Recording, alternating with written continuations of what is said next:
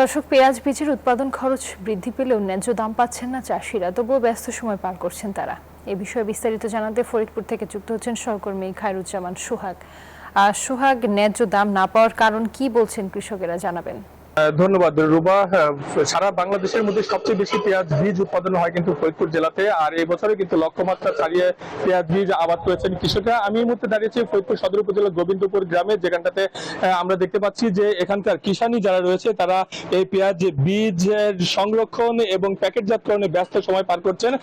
আমরা যেটা জানতে পেরেছি যে এই জেলার উৎপাদিত পেঁয়াজের গুণগত মান ভালো হওয়ার কারণে কিন্তু দেশে বেশ চাহিদা রয়েছে। তবে এবছর বাজারে ন্যায্য দাম না পাওয়ার যে একটা কারণ রয়েছে, এবছর কিন্তু পেঁয়াজের দাম অনেকটাই কমে গিয়েছে, যার কারণে কিন্তু পেঁয়াজ বীজের তেমন কিন্তু তারা দাম পাচ্ছে না, এমনটাই কিন্তু বলছিলেন কৃষকরা। আমরা এই বিষয়ে একটু কথা বলতে চাই কিষানি, দেশ সেরা কিষানি যে রয়েছেন পেঁয়াজ বীজ উৎপাদনকারী, তার সঙ্গে এই বছর আপনার পেঁয়াজ বীজের উৎপাদন কেমন হয়েছে আর দাম কেমন পাচ্ছেন বাজারে? আমি এই বছরে 100 একর জমিতে পেঁয়াজের বীজ উৎপাদন করেছি এবং আমার 40 টন বীজ আমি উৎপাদন করতে পারছি। ইনশাল্লাহ বাজার এবছরে একটু কম আছে, এখনো বোঝা যাচ্ছে না। তারপরেও বাজার মনিটরিং একটা বিষয় আছে, আমাদের এখনো দাম নির্ধারণ হয় নাই। পেঁয়াজের দাম ভালো থাকলে ইনশাল্লাহ আমরা পেঁয়াজের বীজেরও দাম পাবো আশা করি।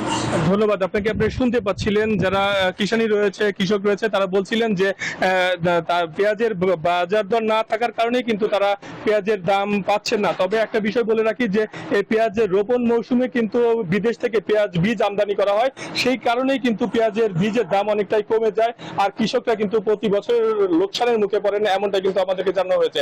তো ফরিদপুর জেলায় এবছর যে 1175 মেট্রিক টন পেঁয়াজ বীজ উৎপাদন করা হয়েছে, যার বাজার মূল্য আনুমানিক 550 কোটি টাকা আশা করছেন এই কৃষি বিভাগ। তো এই ছিল আমার কাছে পেঁয়াজ বীজ উৎপাদনের সর্বশেষ সংবাদ। ফিরবো স্টুডিওতে আপনার কাছে। রূপা। সোহাগ, আপনাকে ধন্যবাদ।